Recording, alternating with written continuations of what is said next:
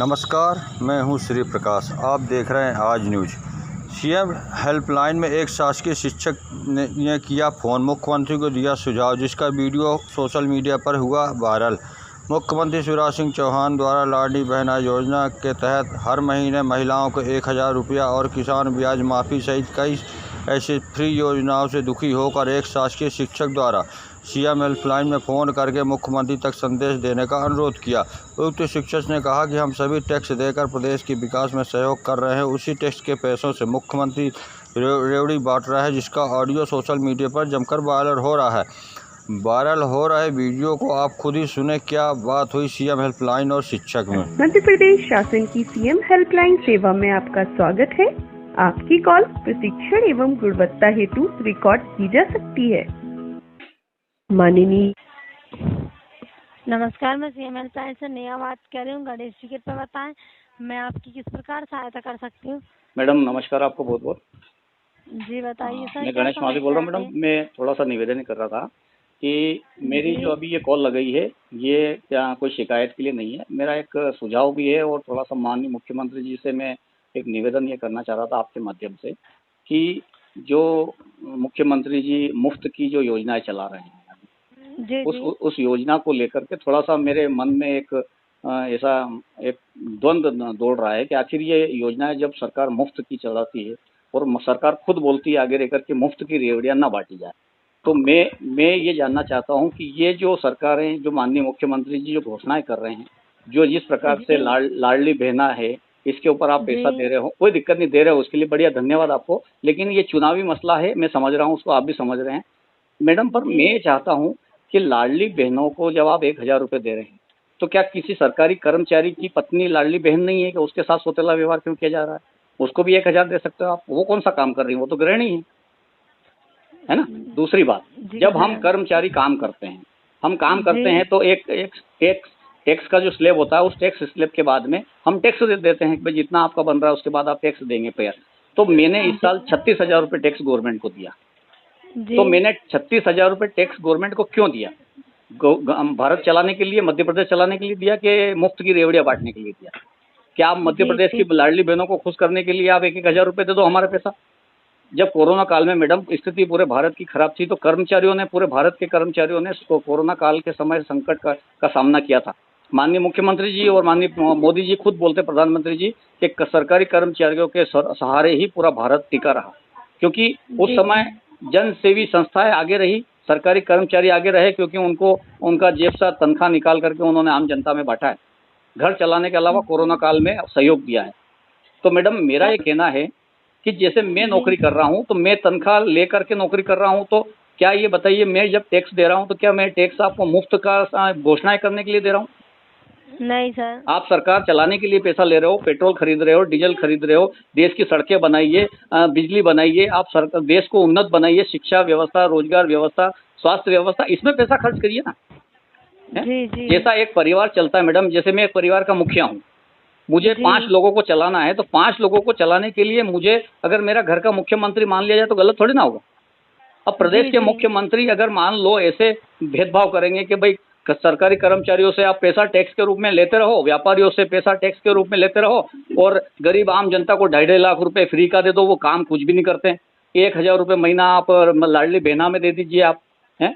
कुछ योजनाएं अच्छी हैं, मैं मानता हूं, जैसे विधवा पेंशन हुई, आपके दिव्यांग पेंशन हुई, इसके लिए मैं मना नहीं कर रहा हूं मैडम, ये लोग लाचार हैं, बेबस हैं, गरीब हैं, उनको दो आप। लेकिन लाडली बहना योजना जैसी, एक प्रधानमंत्री मकान बनाने जैसी 2.5 लाख रुपए जैसी योजना है, और ऐसी योजना है मैडम जिसके घर में कोई सरकारी कर्मचारी नौकरी भी करता है और उसका लड़का 18 साल का या 20 साल का हो गया, उसने अलग परिवार बना लिया, वो गरीबी रेखा में कूपन पे नाम लिखवा लेता है और उसको मकान मिल जाता है, उसकी मिसेज को आप लाडली बहना में जोड़ देते हैं। जी सर, लाड तो बन रहेगा। पर नहीं, मेरी बात पूरी सुन लीजिए, मेरे कोई शिकायत नहीं है, मेरा ये से है मैडम कि मैं जब काम करके सरकार को पैसा दे करके, टैक्स दे करके, और मेरा देश चलाने के लिए, मध्य प्रदेश चलाने के लिए जब मैं मेहनत कर रहा हूँ, अभी मैं इलेक्शन का बीएलओ भी हूँ मैडम, है।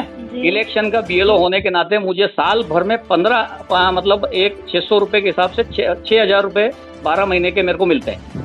500 रुपये के महीने के हिसाब से साल भर के 6,000 रुपये मिलते हैं। तो जब मैं BLO की अतिरिक्त नौकरी कर रहा हूं तो मुझे काम करने के 6,000 रुपए देती है सरकार, और लाडली बहना को घर बैठे 1,000 रुपए देती है, तो वो क्यों?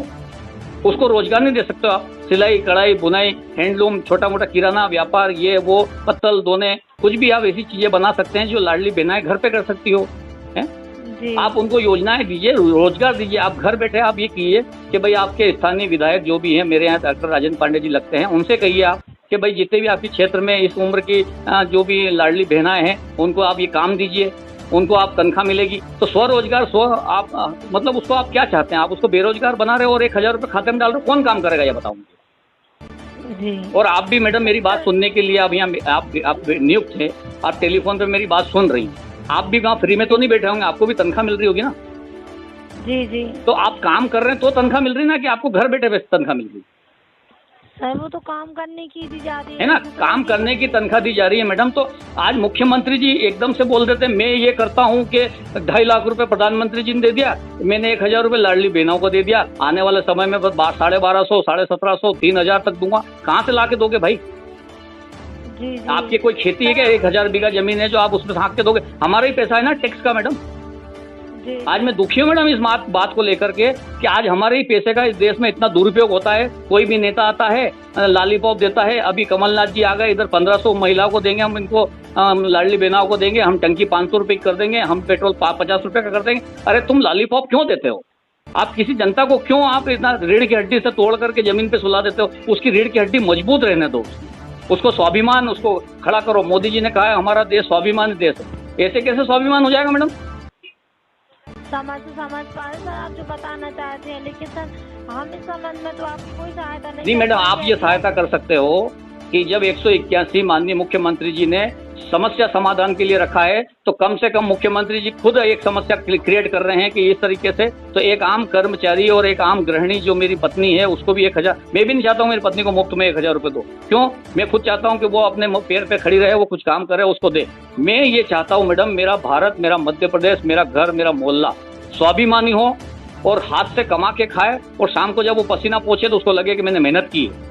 आप क्या करना चाह रहे हो? पूरे देश को पंगु करना चाह रहे हो, सबको मुफ्त में। अभी बिजली मुफ्त कर देंगे, फिर कभी किसानों का ऋण मुफ्त कर देंगे, माफ कर देंगे, अभी व्यापारियों का लाखों करोड़ों रुपए ब्याज माफ कर देंगे, कर्मचारियों का कोई रियायत ही नहीं है। कर्मचारियों ने क्या बिगाड़ा ये बताइए मुझे आप। अभी माननीय मुख्यमंत्री जी को लगा चुनाव आने वाले हैं, इतने दिन से 4% DA टलता जा रहा था, चलता जा रहा, और अभी जैसे ही वो मौका लगा उन्होंने कल उस चीज की घोषणा कर दी। और घोषणा करने के बाद भी अभी कोई गारंटी नहीं है, बहुत मिल जाएगा। हम भी जानते हैं, हम भी कर्मचारी संगठन से जुड़े हैं, कर्मचारियों के प्रतिनिधित्व हैं, हम भी कर्मचारियों को प्रतिनिधि करते हैं मैडम। मैं भी प्रतिनिधि हूँ कर्मचारी संगठन का, मध्य प्रदेश तृतीय वर्ग श्रेणी कर्मचारी का सचिव हूँ। तो मैं उसी नाते बोलना चाहता हूँ कि माननीय मुख्यमंत्री जी के कान में कम से कम हमारी विडंबना तो जाए।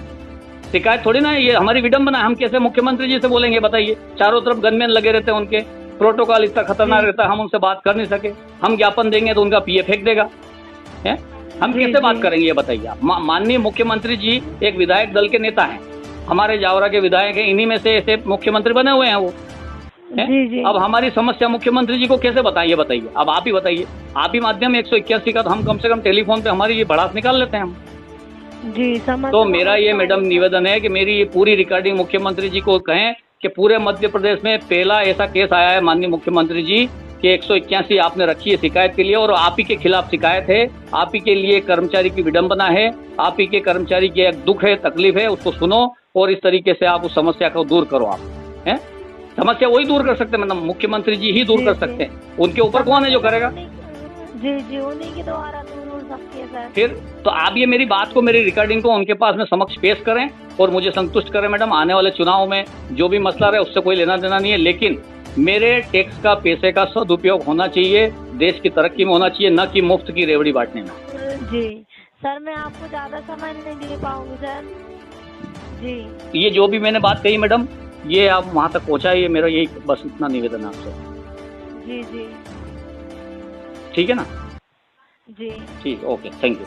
जी, CM हेल्पलाइन में संपर्क करने के लिए धन्यवाद।